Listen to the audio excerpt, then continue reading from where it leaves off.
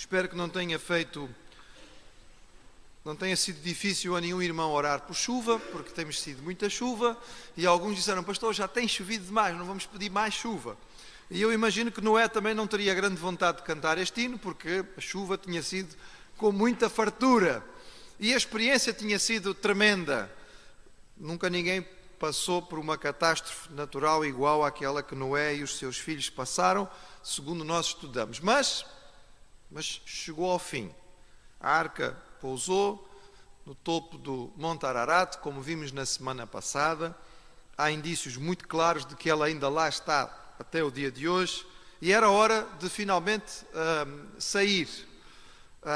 E nós vamos então abrir as nossas Bíblias. Gênesis capítulo 8.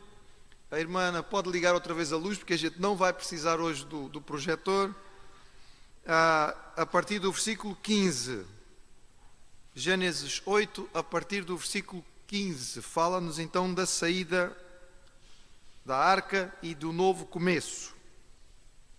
Diz assim: então falou Deus a Noé, dizendo: sai da arca, tu e a tua mulher e os teus filhos, e as mulheres dos teus filhos contigo, todo o animal que está contigo, de toda a carne, de ave e de gado, e todo o réptil que se roja sobre a terra, traze fora contigo, e povoem abundantemente a terra, e frutifiquem, e se multipliquem sobre a terra. Então saiu Noé, os seus filhos, a sua mulher, e as mulheres dos seus filhos com ele, todo o animal, todo o réptil, toda a ave, tudo o que se move sobre a terra, conforme as suas famílias, saiu para fora da arca. E edificou Noé um altar ao Senhor.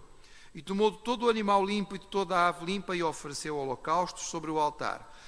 E o Senhor cheirou o suave cheiro e disse o Senhor em seu coração: não tornarei mais a amaldiçoar a terra por causa do homem, porque a imaginação do coração do homem é má, desde a sua meninice. Nem tornarei mais a ferir todo o vivente como fiz. Enquanto a terra durar, sementeira e cega, frio e calor, verão e inverno, dia e noite, não cessarão. Os irmãos que já leram o texto certamente se lembram que há aqui uma espécie de ritual inicial antes de Noé perceber que podia sair da arca. Nós lemos que primeiro foram lançadas algumas aves. A primeira ave que foi lançada foi um corvo e depois uma pomba. Há uma certa lógica nesta ordem, apesar de que nem sempre a gente pensa nisso, mas pronto. O corvo é uma ave que se alimenta praticamente qualquer coisa, portanto seria mais fácil ao corvo na fase inicial encontrar, mas depois era preciso a pomba, porque a pomba já é muito mais seletiva naquilo que vai usar e principalmente ela deveria procurar a resposta de vegetação nova, e por isso foi esperar que a pomba desse resultado, e com a resposta que ele encontrou, Noé pôde entender que a terra estava pronta para produzir a comida útil para todos eles. O mundo que eles tinham conhecido tinha sido eliminado. Estava outra vez no princípio. Tudo tinha acabado, ninguém sobrevivera. Nenhum animal, nenhum ser humano, nenhuma cidade permanecera. Tudo aquilo que tinha existido na grande civilização antes do dilúvio fora destruído. Não vou repetir, nós vimos aqui, inclusive, imagens que existem de cidades extraordinárias que hoje são submarítimas, não é? Mas que provavelmente existiam à superfície e que foram destruídas.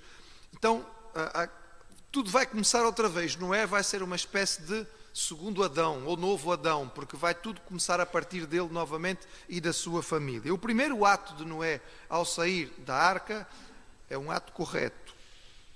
É um ato de adoração. É um bom começo para esta nova era. E nós vamos ver então que Deus vai fazer uma aliança, um concerto novo com Noé, de uma forma especial. O fato de que Deus apreciou o ato de adoração de Noé nos faz lembrar que a humanidade tinha-se corrompido de tal maneira que possivelmente esta adoração tinha deixado de existir.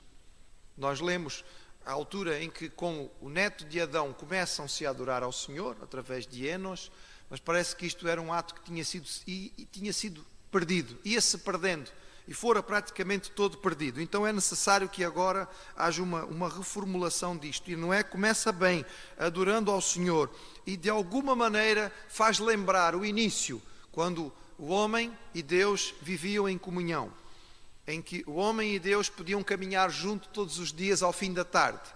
É claro que aqui nunca vai ser igual ao início, porque Adão foi criado sem pecado e Noé já traz o peso do mal sobre o seu coração. Mas, não sendo possível voltar ao plano original, há pelo menos uma tentativa de harmonia entre o Criador e a sua criatura. Mas o mundo em que Noé vai viver é bastante diferente do mundo que ele tinha deixado, do mundo que ele tinha conhecido antes do dilúvio. Vamos olhar então o texto, irmãos, e perceber algumas diferenças.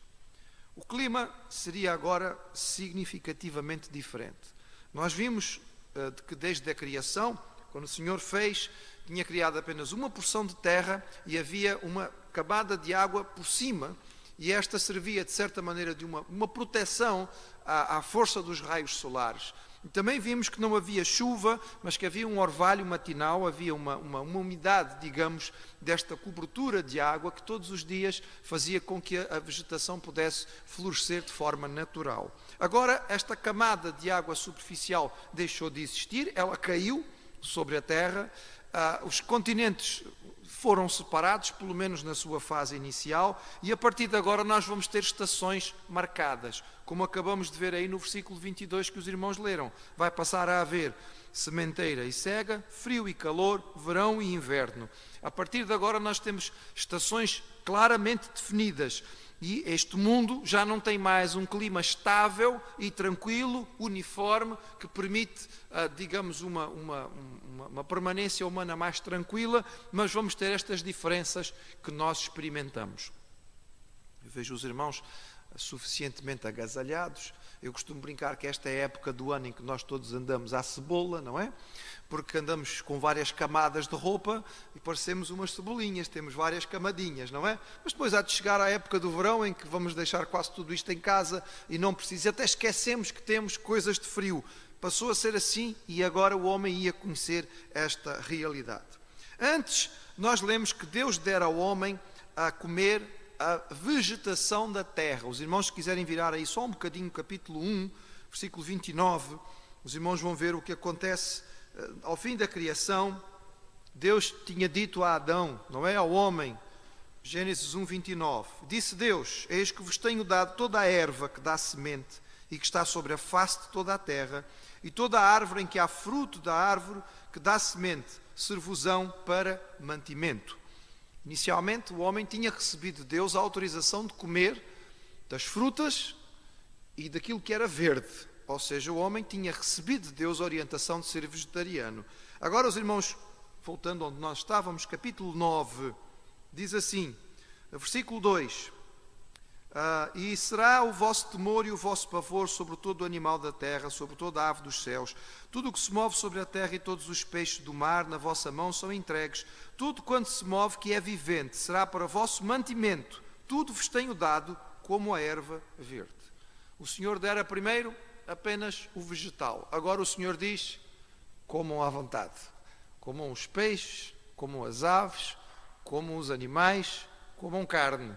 E a partir daqui o homem vai poder passar a se alimentar com a carne. O versículo 4 diz, a carne, porém, com sua vida, isto é, com seu sangue, não comereis. Ou seja, há aqui uma restrição, que é uma restrição do ponto de vista da saúde, não é, do cuidado, sabendo nós que o sangue é um dos principais transmissores de doenças. Há aqui este cuidado dado pelo Senhor desde o início e que será reforçado depois na lei de Moisés. O homem antes vivia muito tempo, e estas duas primeiras mudanças levam-nos à terceira. Primeiro, o clima era estável, agora vai passar a ser um clima diferente, com várias estações. Primeiro o homem só comia vegetais, agora ele vai começar a se alimentar de gordura, vai passar a experimentar o sabor da gordura, vai gostar dela e vai se entupir com colesterol. E o que é que vai acontecer? A longevidade vai diminuir. Antes do dilúvio nós temos os homens vivendo alguns séculos, e todos os registros antigos que nos falam sobre as linhagens antes e depois do dilúvio mostram claramente esta mudança. É claro que as linhagens bíblicas para nós são difíceis de entender. Parece-nos estranho um homem viver 900 anos. Mas se os irmãos lerem outros relatos de de registros do mundo antigo, os irmãos vão encontrar datas, essas mesmo difíceis completamente de aceitar, do tipo pessoas vivendo 55 mil anos. São descrições feitas dos reis sumérios antes do dilúvio. Estas datas é que são mesmo difíceis de nós entendermos. Mas pronto, o homem vivia alguns séculos. Agora a longevidade vai diminuir até chegar àquele limite que Deus tinha dito, de cerca de 120 anos. E 120, nós ainda encontramos hoje em alguns lugares do mundo, gente vivendo sob certas condições que permitem alcançar estas idades. Não é assim tão difícil de encontrar até os dias de hoje. Provavelmente a mudança da temperatura e a mudança da alimentação favoreceram a que houvesse esta quebra na longevidade do homem e que o homem viesse a viver muito. A quarta diferença que os irmãos já viram aqui no versículo 2 do capítulo 9 é a relação entre os homens e os animais. Nós vemos inicialmente que a relação entre o homem e o animal era uma relação tranquila, pacífica. O texto inicial diz que quando Deus criou, Deus fez com que os animais fossem a Adão, e Adão escolheu um nome para cada um. Adão determinou os nomes de todos os animais. E quando chegamos à época da arca, nós vemos que Deus faz com que os animais vão ter com Noé, e ele coloca aquela bicharada toda dentro da arca. E nós ficamos imaginando como é que seria possível ficarem ali dentro da arca, aqueles bichos todos, não é? Convivendo junto com o homem, e não se comeram uns aos outros durante este tempo. Vai haver uma mudança. Vai haver uma mudança. Capítulo 9, versículo 2 diz que há uma alteração no sistema. E agora os animais não vão mais conviver pacificamente com o homem, mas vão passar a ter medo. Até porque o homem vai passar a se alimentar dos animais. E ninguém gosta de ser morto para ser comido, não é? Então, esta é uma verdade que nós podemos ver. Vai haver uma alteração nesta realidade outra vez. Quando? Quando é que esta realidade vai mudar? O homem e os animais estavam perfeitamente à vontade. A partir do dilúvio há um desentendimento. O homem e o animal passam a ser inimigos. Nós lemos na Bíblia que isto vai voltar outra vez ao princípio. Quando é que vai ser isso? No milénio, no reino de Jesus. Isaías capítulo 11 diz que o leão e o cordeiro vão estar lado a lado. Vão comer erva, não é? E que a criança vai meter a mão na toca de um animal venenoso, sem qualquer problema e perfeitamente tranquilo, porque já não vai mais haver esta rivalidade. Portanto, vamos voltar ao início, mas isto só quando vier o Senhor e quando Ele estabelecer o seu reino. A aliança anterior era uma aliança muito básica, tinha sido estabelecida com Adão, não das mesmas formas que vamos ver aqui. Esta é a aliança feita com Noé, é provavelmente a primeira aliança que se pode chamar por este nome de forma clara. Deus faz um acordo com Noé. Deus estabelece princípios com Noé. Nós vemos aí no capítulo 9, versículo 5 e versículo 6, há uma ordem estabelecida. E depois no versículo 9 Deus diz assim: estabeleço o meu concerto convosco e com a vossa semente depois de vós, e com toda a alma vivente. Versículo 11, eu estabeleço o meu concerto, que não será mais destruída toda a carne pelas águas do dilúvio e que não haverá mais dilúvio para destruir a terra. Este é o primeiro de vários concertos, de várias alianças que nós encontramos no Antigo Testamento. Esta é a aliança com Noé. Nós depois vamos ver, Deus faz uma aliança com Abraão, estabelece um acordo com Abraão para a sua linhagem. Deus faz uma aliança com Arão, quando Arão é estabelecido como o sumo sacerdote. Ele e a sua família serão os sacerdotes do Senhor, e Deus estabelece uma aliança com Arão. Deus vai estabelecer uma aliança com Davi, quando estabelece que o Messias viria na linhagem davídica, e o Messias seria alguém que seria da família de Davi para continuar o seu reino de forma eterna. Então são algumas das alianças. E nesta aliança há algumas coisas que são estabelecidas. Deus pede ao homem que se espalhe pela terra. Esta é uma das regras estabelecidas: espalhem-se pela terra e povoem, porque é necessário. E também Deus coloca a responsabilidade de alguma maneira do homem a respeito do homicídio. Vejam, irmãos, a ênfase que é dada aqui. Versículo 6 do capítulo 9. Quem derramar o sangue do homem, pelo homem o seu sangue será derramado, porque Deus fez o homem conforme a sua imagem. O não matarás não é só do Decálogo, não aparece só nos 10 mandamentos, já vem aqui, já é da aliança com Noé. Deus diz, não matarás. Alguns interpretam isto com a ideia de que o Senhor, de alguma maneira, entendia, ouviu que o homicídio era o principal pecado que levou ao dilúvio. Alguns interpretam assim. Nós não temos certeza absoluta, mas talvez tenha sido. O versículo 5 tem algo curioso, porque diz assim, certamente requererei o vosso sangue, o sangue da vossa vida, da mão de todo o homem o requererei, como também da mão do homem e da mão do irmão de cada um requererei a vida do homem. O verbo requerer aparece 3 vezes neste versículo. E quando nós aprendemos alguma coisinha sobre o hebraico, nós entendemos que aparecer 3 vezes significa superlativo. O hebraico não tem o superlativo, não tem o muitíssimo. Então, quando nós queremos dizer que uma coisa é muitíssimo em hebraico, nós dizemos que é muito, muito, muito. Por isso é que o texto bíblico várias vezes nos diz que Deus é santo, santo, santo. Significa que Deus é santíssimo. Mas como não há superlativo no hebraico, aparece 3 vezes. E aqui aparece 3 vezes o verbo requerer, para deixar claro que o Senhor está se colocando como Ele mesmo, o vingador da morte. Deus pede ao homem que exerce justiça, mas também lembra ao homem que vai fazer justiça. É vida por vida. Outro princípio que depois nós vamos encontrar na lei. Olho por olho, dente por dente, vida por vida. Este texto no original é muito interessante, irmãos, porque o texto no original ele é quase poético e é colocado de tal maneira que é fácil de ser guardado. Porque no original ele diria Shofek, Dam, Ha'adam, Ba'adam, Damo e Shafek. Ou seja, derramar sangue do homem, pelo homem, seu sangue derramado será.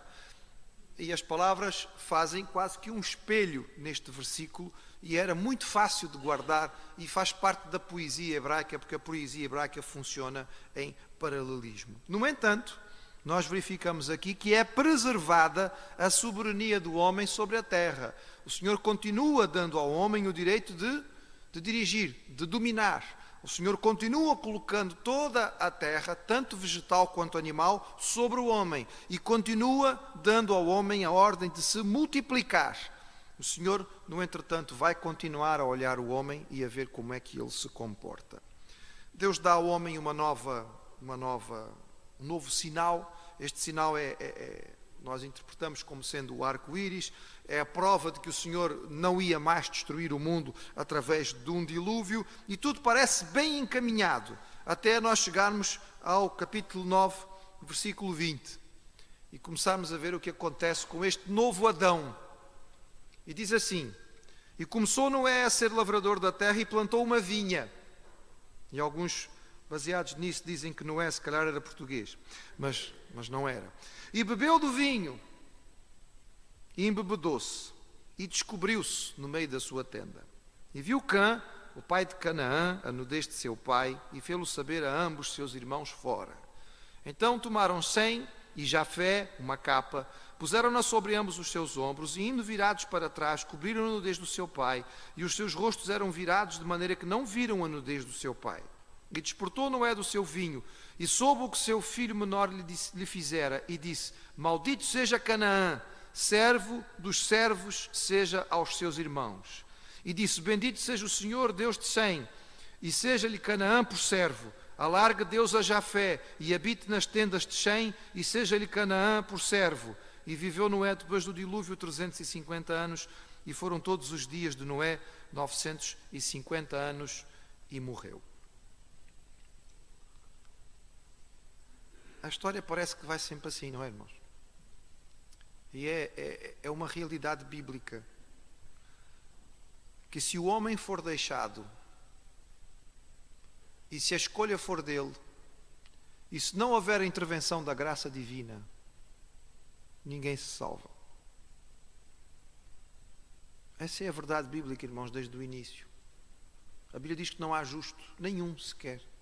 Todos pecaram e destituídos estão da glória de Deus. Não há ninguém que busque ao Senhor voluntariamente. Esta é a verdade da Bíblia. A prova final será dada após o milénio, depois que Jesus tiver voltado e governado este mundo com paz e harmonia absoluta, quando o inimigo for liberto novamente, o mundo vai outra vez cair e vai seguir todo atrás de Satanás. Portanto, para que não fique dúvida de que aqueles que se salvarem, salvam-se pela graça. É pela misericórdia, é pela ação do Senhor. Porque se o homem fosse deixado à escolha, o homem escolheria o erro, infelizmente. E Adão falhou e Noé não será diferente. Este texto é um texto que não é de fácil interpretação. Quando lemos os vários intérpretes e estudamos o que isto poderá significar no hebraico original, às vezes é um pouco complicado, porque estas expressões aqui que nós vemos, nos parecem relativamente simples e fáceis, como ver a nudez ou descobrir a nudez, elas podem ter vários significados na língua original. Alguns entendem que o ato que foi feito a Noé não foi apenas Cã viu aquilo que o seu pai estava nu, mas alguns interpretam este texto como algo bastante mais grave. Por exemplo, alguns dos autores dizem que esta expressão poderia significar a violação da esposa de Noé, o que seria um caso de incesto. Alguns dizem que poderia ser mesmo um ato de violação física contra o próprio Noé, um ato de homossexualismo. O texto aparentemente não deixa isto claro. Mas vamos partir do princípio da hipótese mais leve, que era o simples filho ter entrado, viu o seu pai, e em vez de ter o cuidado de cobrir a nudez do seu pai, ele sai para fora e ainda vai rir com os irmãos. Diz, então, o pai embebedou-se, tu não fazes ideia, anda ali sem roupa, dentro da tenda, etc. e tal.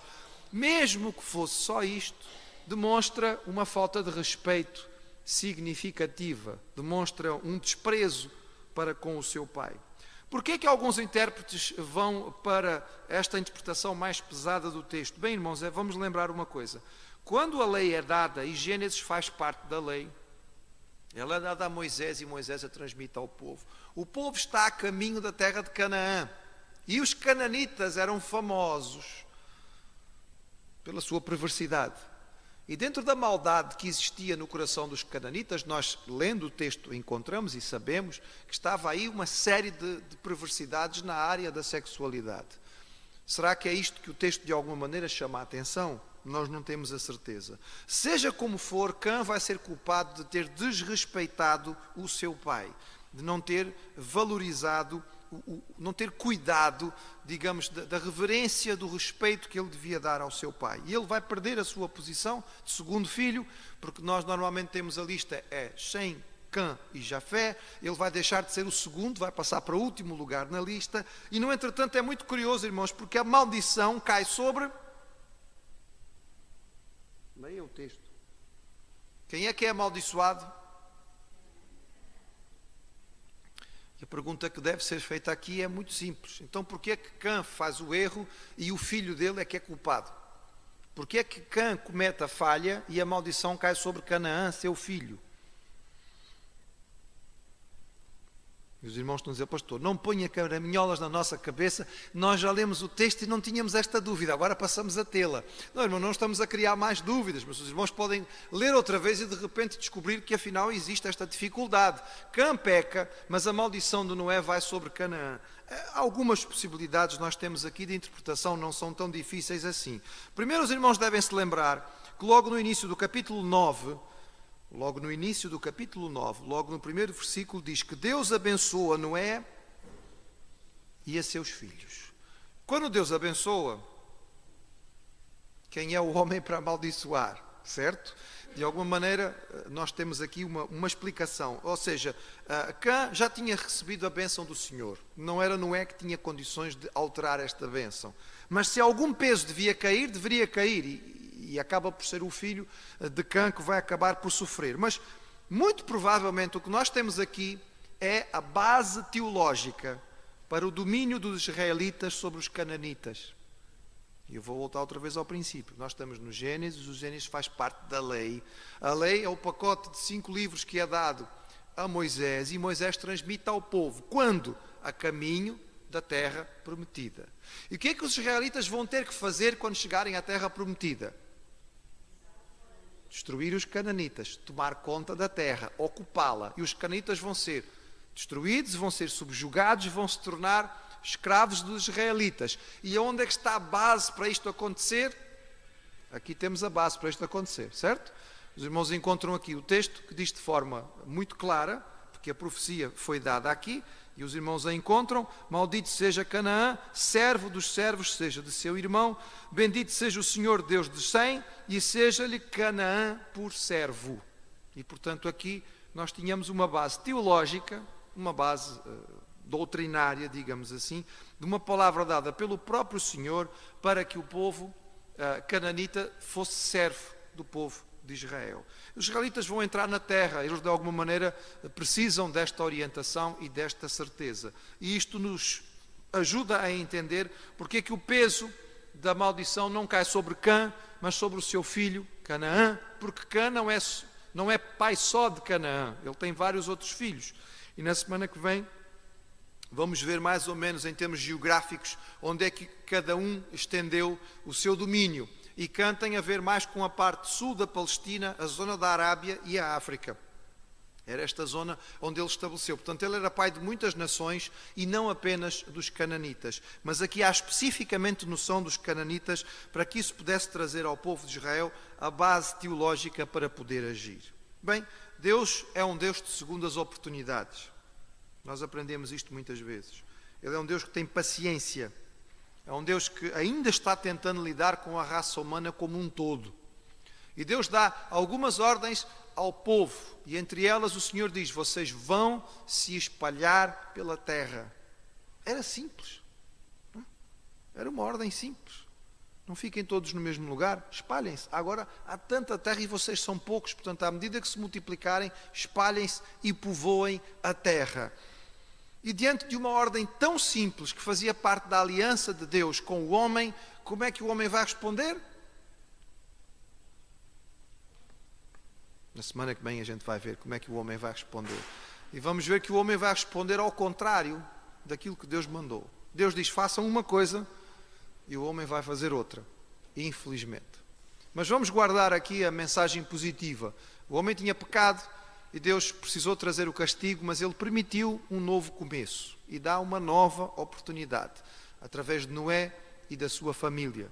Veremos na próxima semana como é que os descendentes vão se comportar. E eu chamo a atenção dos irmãos, porque este episódio que vamos ver na próxima semana é muito importante, inclusive para o entendimento do nascimento daquilo que hoje nós conhecemos como o paganismo. Lembrem-se, tudo o que aconteceu antes do dilúvio ficou para trás.